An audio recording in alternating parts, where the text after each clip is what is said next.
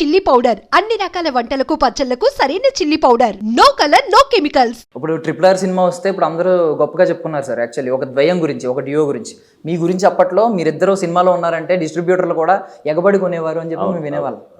Sir ఏ సినిమాకి మీరు అది అంటే బలంగా వినిపించిన వార్త ఉంటుంది కదా సార్, అంటే మీరే వింటారు డిస్ట్రిబ్యూటర్లు ఎగబడడం, మీరు యాక్ట్ చేస్తున్నారు కలిసి, అంటే ఏ సినిమాకి ఎక్కువ సార్? ప్రతి సినిమా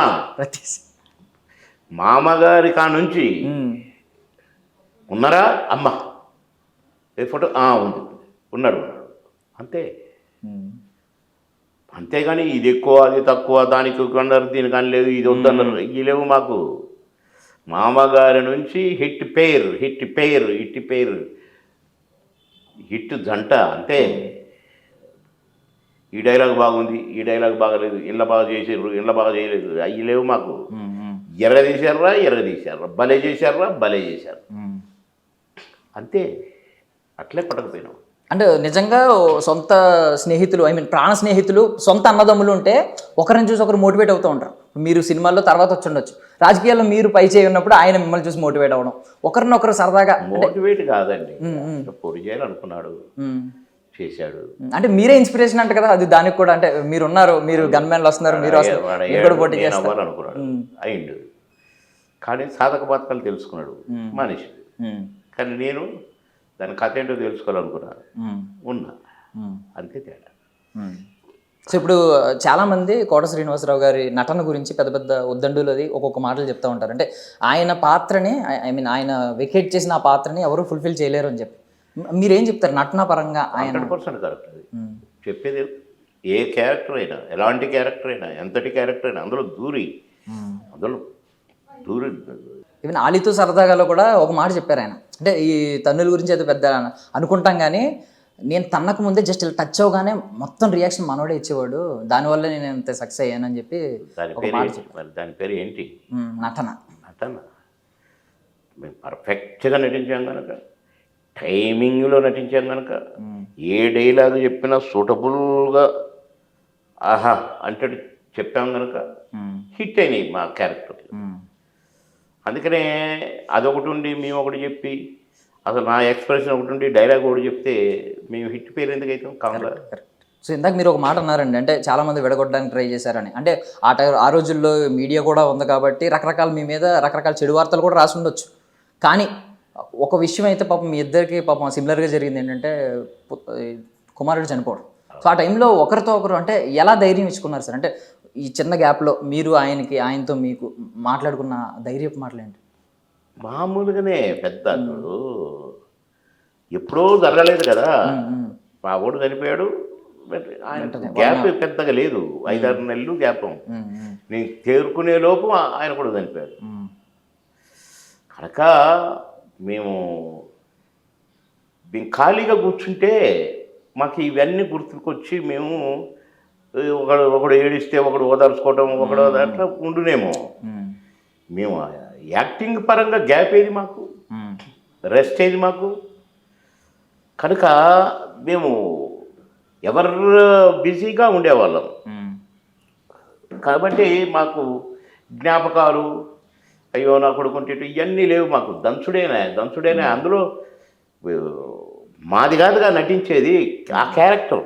మేము ఆ క్యారెక్టర్లు ఉండేది కనుక ఈ క్యారెక్టరుకు సంబంధించిన బాధలు, లోపాలు గత రాలేదు.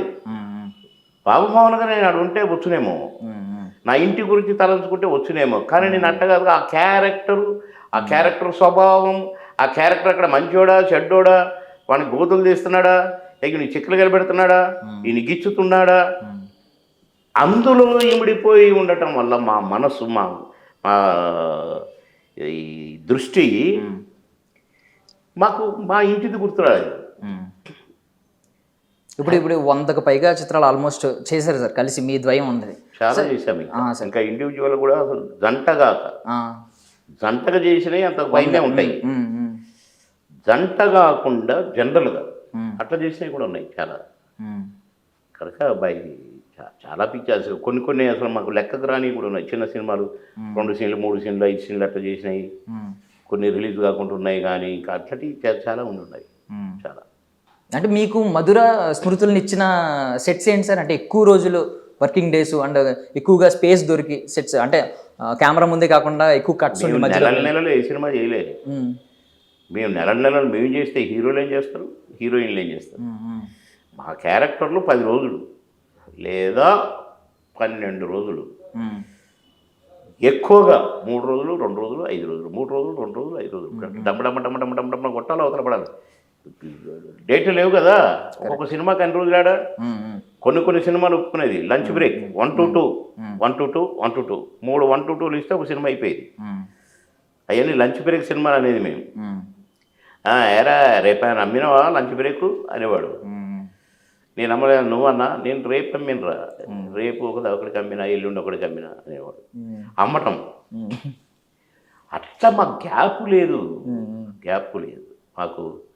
నాకు మెడ్రాస్ అయ్యి వస్తే 2 కళ్ళు ఇంతలా ఊపితే దాసరి గారు ఆపేస్తా షూటింగ్ అన్నాడు. వద్దు సార్ దండం పెడతా, 3 నెలలు కాళ్ళు లేదు సార్ నాకు, సార్ ప్లీజ్ సార్ ఏమన్నా కానీ సార్ పోతే సార్ కళ్ళు ప్లీజ్ సార్ అని రిక్వెస్ట్ చేస్తే కంటిన్యూ చేశాను షూటింగ్.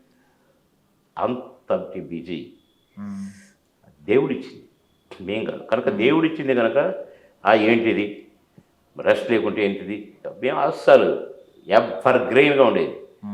పొద్దున్న లేస్తే అదే స్టామినా. మాకు ఎక్కడన్నా చూడు మేము ముఖం మాడినట్టు లేక డీల పడ్డట్టో ఉండదు ఏ సీన్ కూడా. ఎక్కడ అలర్ట్ రెడీ చాక్లెట్ ఇట్లుండేది. షార్ట్ కాపులు పడుకుంది, సార్ రెడీ సార్, క్లాతీ టచ్అప్ క్లాత్, అబ్బా డైలాగ్ ఏంటి, ఓకే ఓకే రెడీ అది లేచేది, క్లాప్, యాక్షన్. ఇప్పుడు అరే ఓకేనా మళ్ళీ పడుకునేది కూర్చొని. ఇట్లా 16-17 సంవత్సరాలు 6 షిఫ్ట్లు పర్ డే. ఎట్లా చూసినామో మాకు తెలియదు. దేవుడు ఈ మమ్మల్ని ఆర్టిస్టులను చేసిన దేవుడు మాకు అంత స్టామినాను కూడా ఇచ్చాడు. ఏ రోగాల నొప్పులు రాకుండా చూశాడు. ఇంట్లో ఏమన్నా డిస్టర్బెన్సెస్ రాకుండా చూశారు.